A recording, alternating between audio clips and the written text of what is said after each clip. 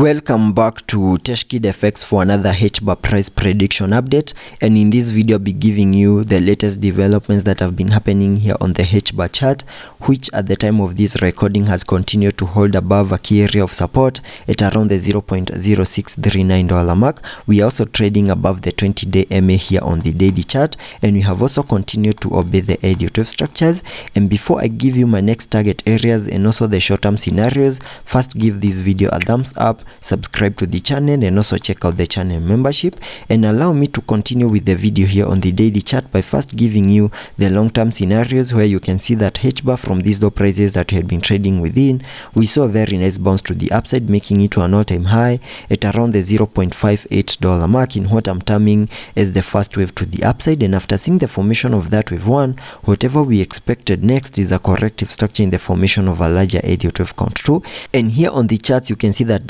ABC corrective structure right here has given us a low at around the $0.0356 mark in what I'm terming as the formation of that wave 2. And after seeing the low for the second wave, whatever we expect next on the long-term scenarios is a bounce to the upside in the formation of that wave 3. And I have a target area to the upside in the formation of that wave 3 at the fib level 1.618, and that is at around the $0.9768 mark. And that is the minimum that I'm expecting that wave 3 to the upside to do before we can expect a wave 4, and then continue pushing even higher in the formation of that wave 5. And jumping to the 1 hour chart to give you the short-term scenarios that I'm expecting to play out and also give you my next target areas, you can see that Hbar, after making its low at around the $0.0356 mark, we started a very nice bounce to the upside, obeying the Elliot wave structures, where you can see that we saw the first wave, then a wave 2, a wave 3. We have also retested in the formation of this wave 4, and there are chances that whatever we are seeing at the moment could be the start of the formation of this wave 5 to the upside.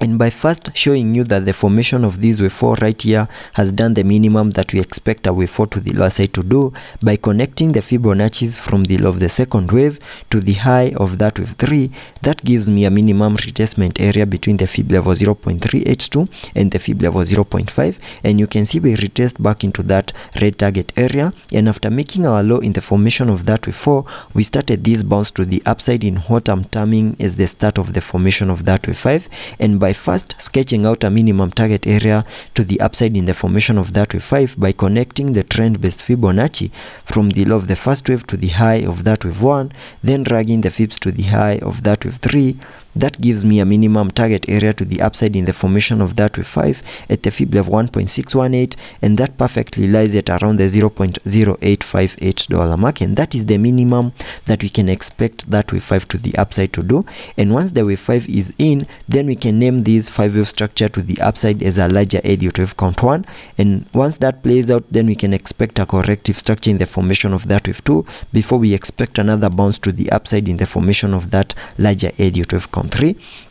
And getting a little bit into the details of the formation of these wave 5, which could be starting over here, we need to continue holding above key areas of support over here for us to say that we are back in the formation of this wave 5. And for that wave 5 to play out, we need to continue watching, that is continue holding above the support zone at around the $0.0668 mark, and also manage to break above the 20-day MA here on the 4-hour chart and also on the 1-hour chart. And once that plays out, then we have the room for us to continue pushing even higher and get to the high that we made at around the $0.0808 mark. That is the wave 3 high. And once we manage to break above the wave 3 high, then that will be enough confirmation that whatever we are seeing is a movement to the upside in the formation of that wave 5,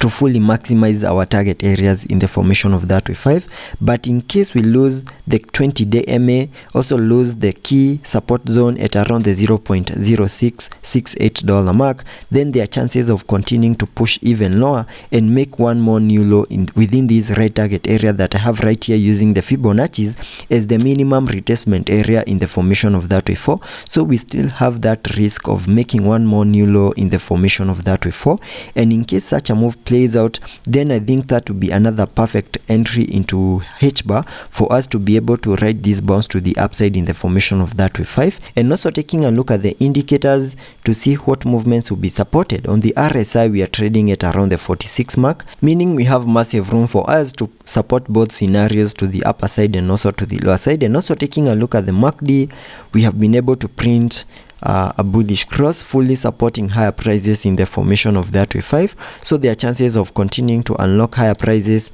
and also fully maximize our target area in the formation of that wave 5 without fully maximizing this red target area once more down here. So let's be patient and see how that plays out, and I'll be keeping you updated.